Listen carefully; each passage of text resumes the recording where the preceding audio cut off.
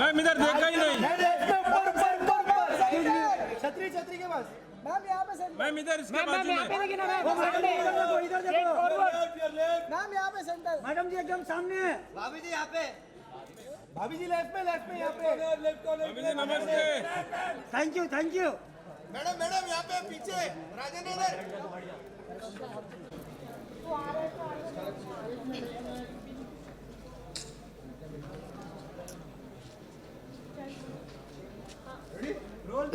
या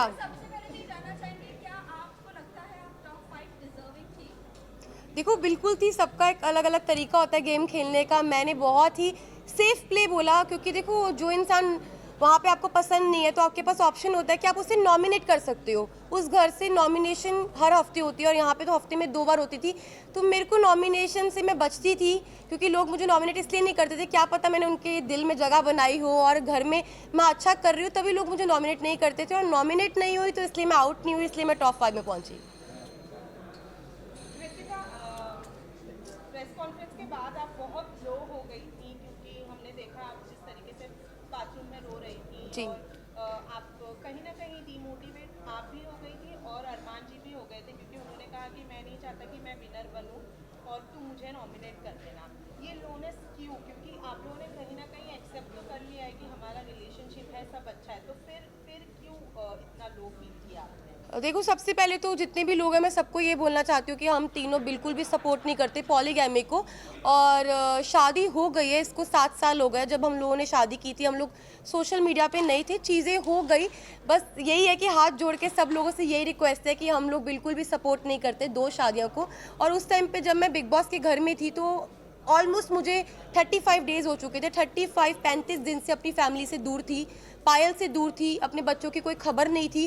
तो अचानक से इतने सारे लोगों ने जो क्वेश्चन पुट करे, हाँ मैं मानती हूँ कि जो चीज़ें हुई वो एक मतलब कि बोलते कि वो एक्सपेक्टेड नहीं था जो चीज़ें हुई, और बहुत ही अलग चीज़ है।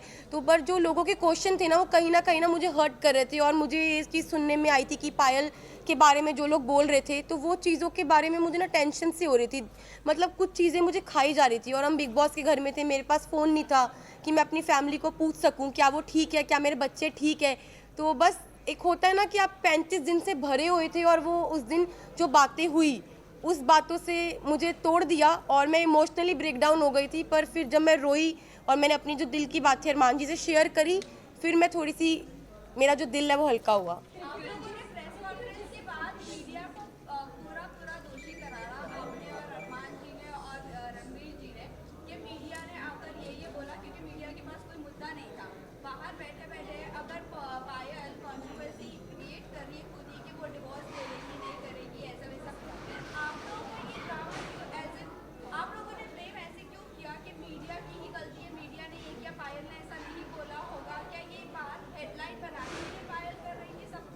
तो देखो अभी तक मेरे को फ़ोन नहीं मिला है, मैं डायरेक्ट घर से आई हूँ। अभी तक मैंने फ़ोन यूज़ नहीं करा। जिस टाइम मैं घर पे थी तो मुझे जो चीज़ पता चली, क्योंकि देखो मैंने घर में ये चीज़ सुनी नहीं थी, ना मैंने देखी, ना अपनी आंखों से देखी, ना अपने कानों से सुनी कि पायल क्या बोल रही है।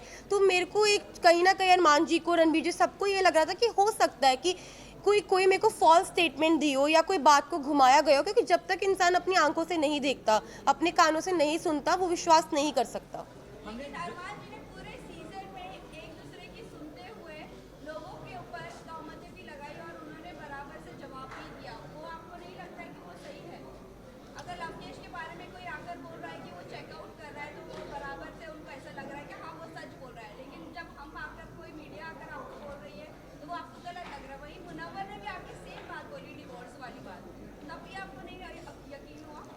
नहीं, मुझे यकीन नहीं हुआ क्योंकि देखो ये जो बात है ना बहुत ज़्यादा, आप समझो मैं घर के अंदर हूँ, 40 दिन से घर में अंदर हूँ, अचानक से कोई ये बात बोलता है, पायल डाइवोर्स वाली बात जो बोल रही है, ये कितनी शॉकिंग बात थी कि इसकी वजह से मैं पूरे 2 दिन इतना ब्रेक डाउन रही हूँ, इतने इमोशनली, मतलब हर चीज़ से मैं जूझ रही थी उस घर के अंदर। तो मुझे कहीं ना कहीं लग रहा था कि मैं अपने दिल को ये चीज़ समझा रही थी कि क्या पता ये बात सच हो, क्या पता ना हो, क्योंकि मेरे को यही था मैं बाहर जाऊँ और मैं पायल से डायरेक्ट बात करूँ। जब मैं घर से बाहर निकली टॉप 5 में, जब मैं इस रेस से बाहर निकली, मैं बाहर निकलते ही स्टेज पे पायल थी और मैंने उससे पूछा तू ठीक है ना, उसने बोला हाँ मैं ठीक हूँ।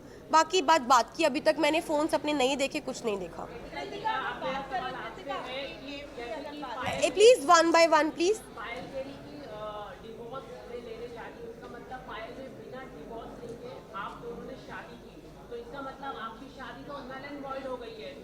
According to the Indian law की अरमान और जो आपकी शादी है वो असली रियल में शादी है ही नहीं है कानूनी हिसाब से।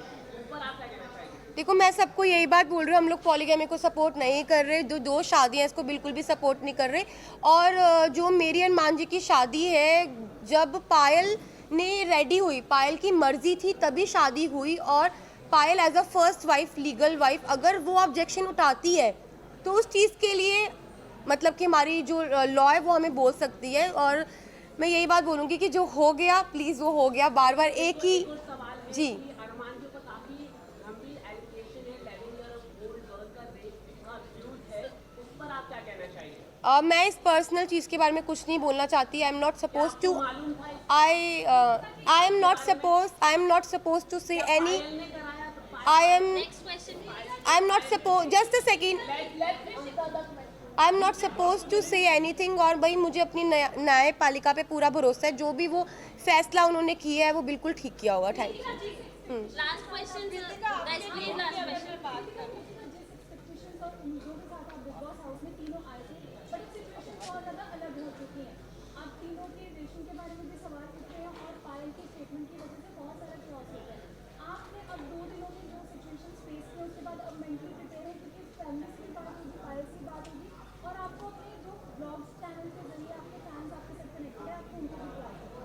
जी मैं बिल्कुल प्रिपेयर हूँ हर चीज़ के लिए। हम तीनों ने जो हमारा रिश्ता है वो आप लोगों को सभी को पता है, और मुझे पता है कि वो इतनी इजीली नहीं टूटेगा।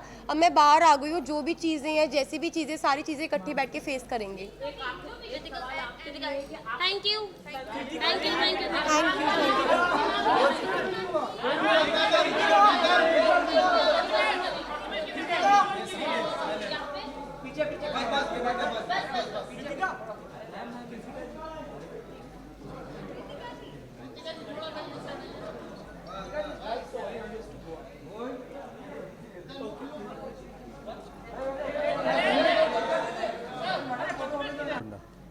Thank you. घर में मेनली यही होता है और लोग यही स्ट्रैटेजी बना के जाते हैं कि मैं गेम खेलने जा रहा हूँ, बट वो रिश्ता बनाने लगेंगे तो गेम आगे कैसे बढ़ेगा? अगर आप ये मोटिवेट दोगे तो गेम ऑटोमेटिकली आगे बढ़ रहा है, हम सबको आगे लेकर जा रहा है। कभी कभी दोस्ती टूट जाती है, लेकिन मैं नहीं चाहता कि अब मैं अपनी दोस्ती तोड़ूँ अपने एडवांटेज के लिए।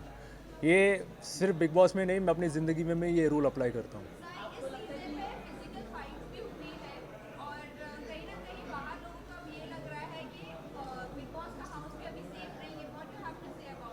Of course big boss house is very safe. कभी ऐसा सोचना नहीं चाहिए कि बिल्कुल सेफ नहीं है। Everything is controlled. Thank you. मैंने ऑलरेडी बोल दिया, कॉन्ग्रेचुलेशंस। सना सुल्तान या सना सुल्तान वेरी वंडरफुल फ्रेंड, बहुत अच्छी शायरियाँ बोलती है, लेकिन मैं उससे कभी आला सुनना नहीं चाहूँगा।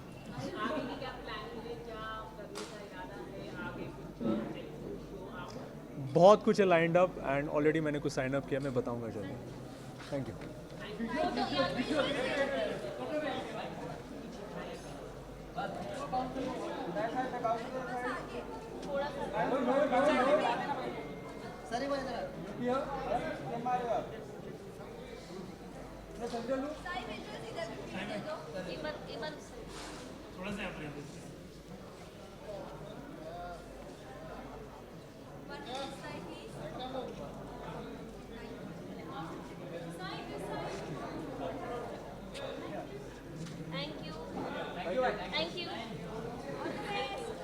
यू।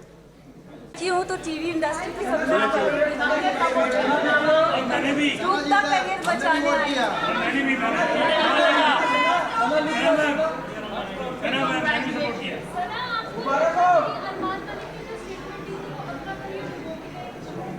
मुझे तो पता नहीं उनका नेम इज टू वाइफ, तो आई थिंक मैं उन्हें उसी रीजन से जानती हूँ।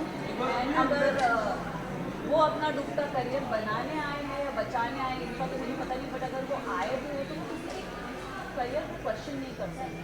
This is my point. And मुझे वो चीज़ बहुत चुभी, मैंने तो सुना नहीं, बट मैंने जहाँ मीडिया राउंड में जो चीज़ सुनी मुझे वो चीज़ बहुत फोक करी गई थी कि अपना करियर डूबता हुआ करियर बनाने आए। तो सर आप क्यों आए हैं? मेरे लिए उनके लिए ये क्वेश्चन है कि आप यहाँ क्यों आए अगर आपका करियर A1 चल रहा है?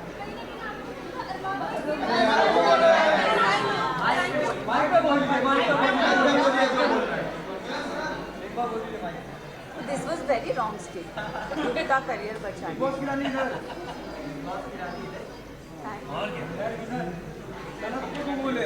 मचा दो मैम, सना को ट्रॉफी कबूल है। मचा दो थैंक यू।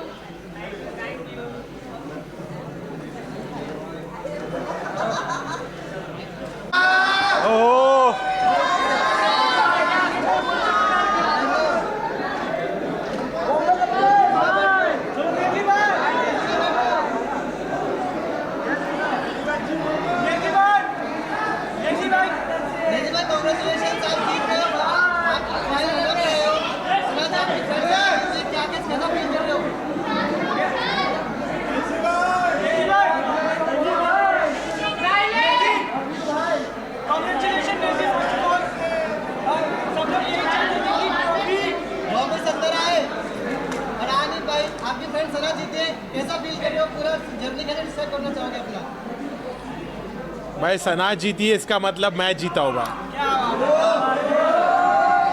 अपनी भमाए जीती है, अपनी भमाए।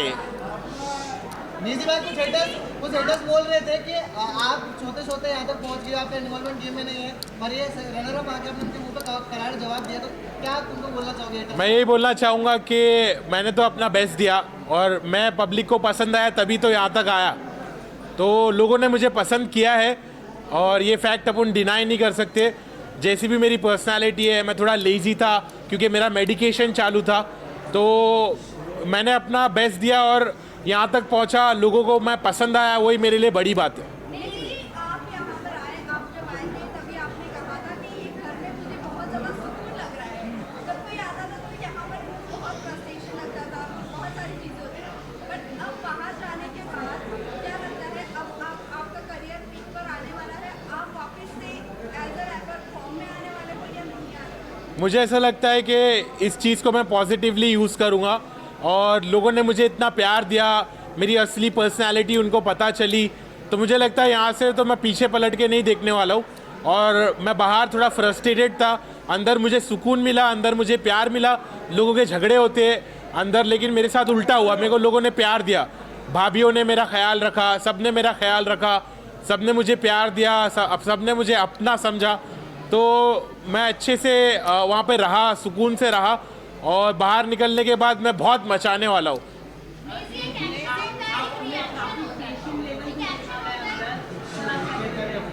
क्या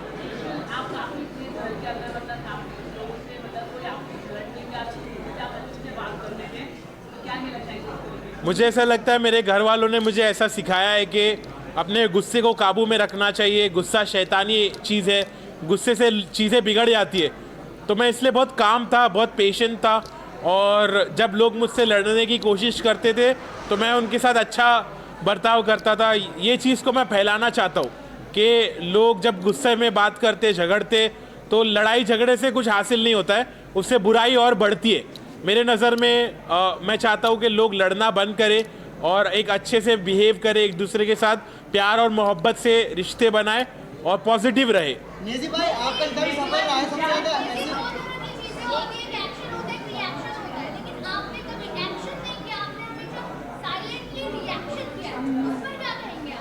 हाँ, मुझे ऐसा लगता है कि मेरी पर्सनालिटी वैसे ही है कि मैं बहुत कामली सिचुएशन को हैंडल करता हूँ। मैं पहले अलग था, मैंने घर में आके अपने आप को बदला क्योंकि मैं पहले बहुत रिएक्ट होता था और एक्शन लेता था, और वो चीज़ मैंने बंद की क्योंकि वो चीज़ से मेरा नुकसान हो रहा था। तो जिस चीज़ से इंसान का नुकसान होता है वो चीज़ को कंटिन्यू नहीं करना चाहिए, ये बात मुझे समझ में आई। तो इसलिए मैंने अपने आप को बदला और मैं काम रहा और सॉर्टेड रहा, मैं किसी से झगड़ा नहीं करा। वो तो बहुत गलत था कि एक शो पे अगर थप्पड़ मारा जाए तो वो सही नहीं था मेरी नज़रों में। मुझे लगा कि उसने गलत एक्शन लिया। अगर उसने अपने घर वालों को यहाँ पर लाया है तो उसकी जिम्मेदारी भी और उसके साथ जो और भी चीज़ें होती है उसको समझ के लेना चाहिए, क्योंकि उसने अपने घर वालों को यहाँ लाया है। अब उसके बारे में अब मेरे को वो बोलता है कि तेरे साथ ऐसा होता तो क्या। मैं बोला मेरे साथ ऐसा तो मैं काट देता, लेकिन घर के बाहर, घर के अंदर नहीं।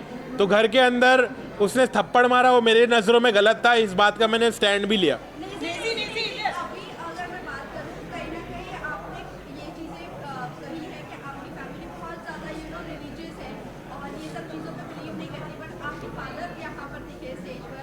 क्या कहना चाहोगे, फादर का क्या रिएक्शन था जब टॉप 2 में देखा आपको और अनिल सर के साथ देखा, क्या रिएक्शन था, क्या कहा उन्होंने? तो अब्बू ने मुझे आके बहुत अच्छे से बोला कि बेटा आई एम प्राउड कि तुमने घर में सबकी खिदमत की, तुमने खाना बनाया, लोगों को खाना खिलाया और तुम इतने पॉजिटिव रहे, तुमने झगड़े लड़ाई नहीं करी, तुम दूसरे कंटेस्टेंट के जैसा तुमने गीबत नहीं करी, तुमने चुगली नहीं करी, तुम बहुत पॉजिटिव रहे और हम लोग ने जैसी तुम्हारी परवरिश की है उसका तुमने एक अच्छा सबूत दिए।